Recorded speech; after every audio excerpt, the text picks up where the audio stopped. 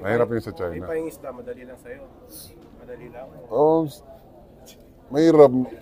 Nagbibuild yun ng ano eh. Para sa akin, nagbibuild yun ng pasensya eh. Dapat mahaba pasensya mo sa pangingisda eh. Kasi di ba,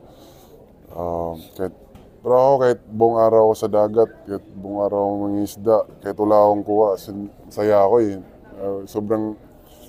Sobrang peaceful doon sa dagat. Wala kang iniisip. Tapos pag wala kang kuha, talon ka lang sa dagat, ligo ka lang. Sarap, di ba?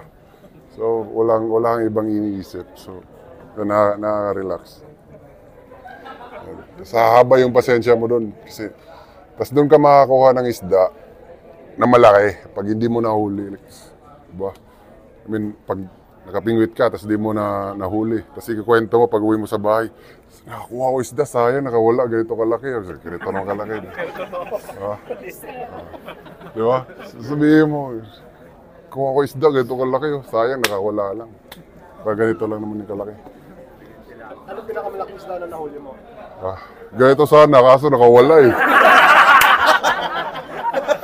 Kaso nakawala eh. Ganito lang. Ayan, ganito. So, ayun. Masaya mga isda. Masaya mga isda. Kahit ano, ay, kainin? Kahit ano naman eh. Tangigi, yung pangkilaw. Kilaw, yung pompano. Pompano, lagi pompano eh. Kasi dito sa Manila, pompano yung binibili natin, tas paksiw na pompano. Kahit anong isda naman, yung si Manong Edgar, yung kasama ko sa bahay, magaling siya magluto eh. So siya yung siya yung namimili ng mga isda namin. So, Basta di makawala. ha? Basta di makawala. Basta di makawala. Oo, sige. Mas okay yung makawala eh. Pag ikukwento mo, lalaki eh. Lalaki yung ano. Diba? Okay?